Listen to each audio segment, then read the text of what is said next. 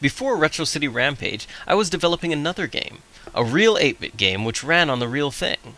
My focus shifted though as I became less interested in battling the hardware limitations and more in creating the best possible game.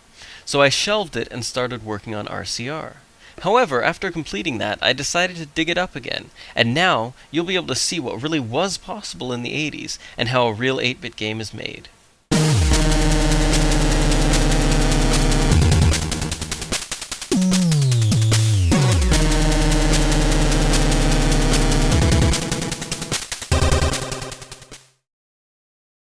So what are we dealing with here? The 6502 8-bit CPU, running at 1.78 MHz. This was used in the Apple II, the Commodore 64, and of course, the NES. 10 kilobytes of RAM, a 2K base with 8K extended, 32K of program ROM at a time for both code and data, 4K of sprite graphics ROM at a time, and a whopping 256K of background graphics ROM thanks to the cartridge hardware.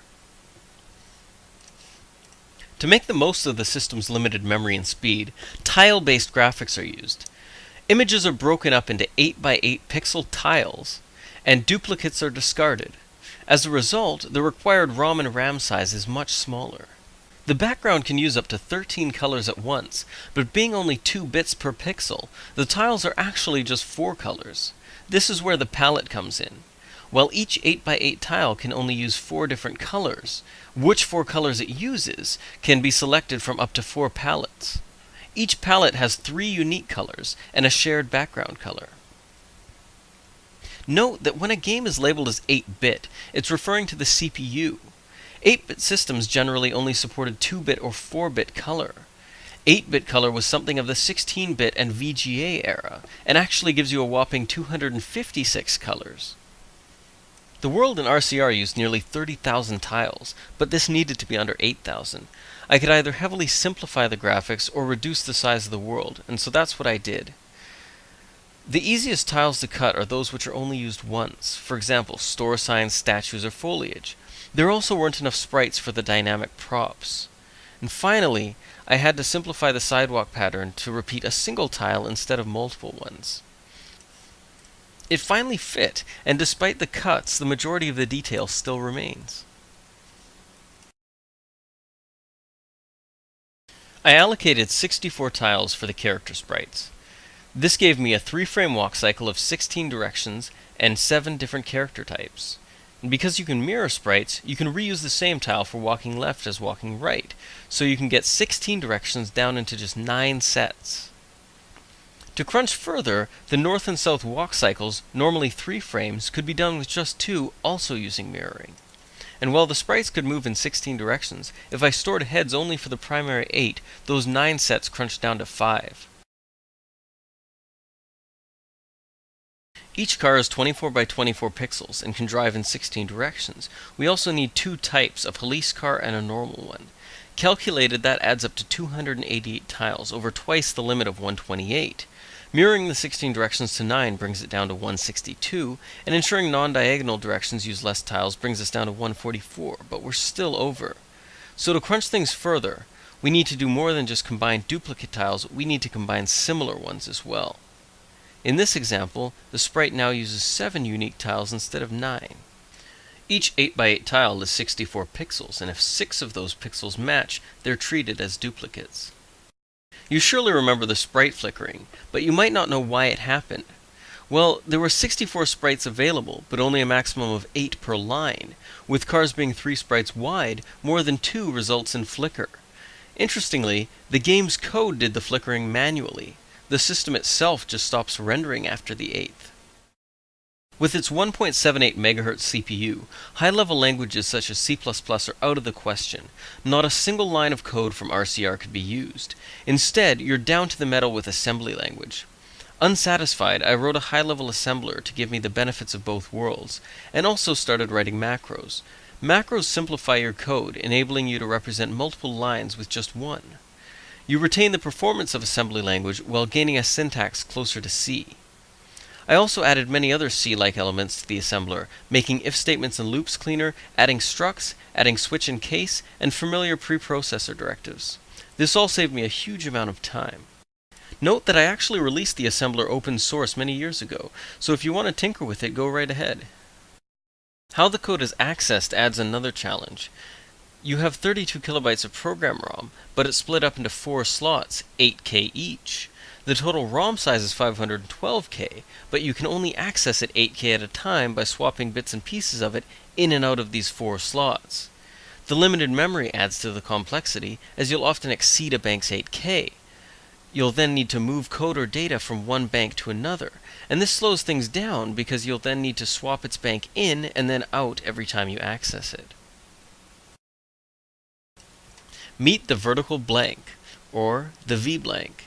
Depending on where in the world you were located, your game would run at either 50 or 60 frames per second. Each frame contained 2 key states. The first and majority of the frame time was spent while the TV was drawing the picture. Pixel by pixel, it draws from top to bottom. Once it reaches the end, the beam moves back up to the top to draw the next frame. On systems such as the NES, only during this short period at the end of the frame could you change the graphics. There wasn't enough processing power or system memory to draw the entire screen pixel by pixel. However, thanks to the 8 by 8 pixel tiles, the entire 256 by 240 pixel screen was drawn with just 32 by 30 bytes. However, it wasn't powerful enough to even write that many bytes at the end of each frame. Instead, you were mostly limited to just a couple of rows at a time, but this was perfect for the popular side-scrollers of the day, making them no coincidence. And still, you got quite a bang for your buck. With a small 32-byte write, you were drawing 2048 pixels. This is the screen scrolling as you see it. And this is what's really happening, as we write one row at a time. We pan the scroll register up and down and it loops around, displaying as a moving playfield.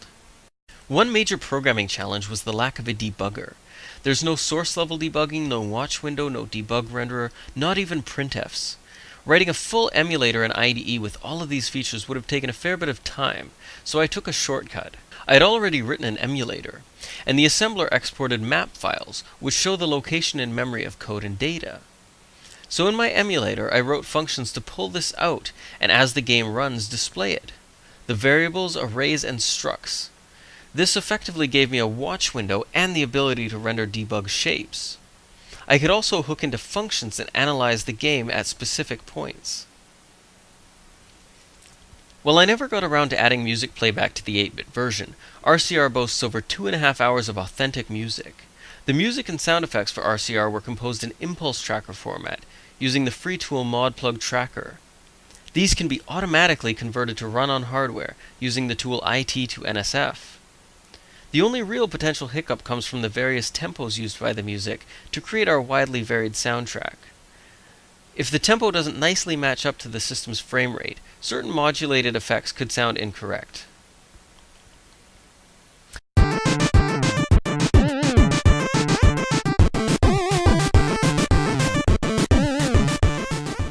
Everything was composed to the accurate specs with 2 pulse waves, a triangle, a noise, and 1-bit DPCM for samples.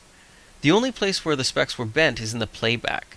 For a better overall experience, RCR allows for smoother fades and simultaneous playback of multiple sounds.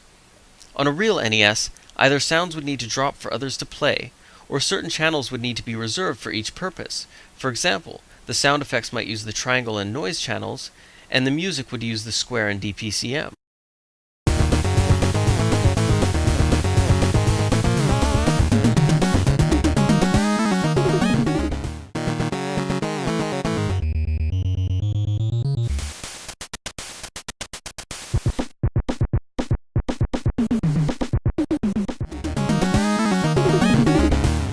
Chiptunes are also why the Wii version of RCR is only 10 megabytes, 2.5 hours of music crams down into just 1.5 megs. I wrote most of this 8-bit code 10 years ago. If I were to write it again today from scratch, I would be able to better design the engine and likely double the frame rate. However, this still gives you a good idea of what was possible back then. To completely tap into the system, everything must be designed in the most optimized way. The size of objects alone, for example, could mean the difference between 30 and 60 frames per second. And while it can get very complicated, it's also very fun figuring out how to make everything fit just right, not unlike a game of Tetris. With all that taken care of, the game is finally running. You can see side by side how it compares to RCR. Much less detail, but still impressive, especially when you realize that it could have actually been released in 1989.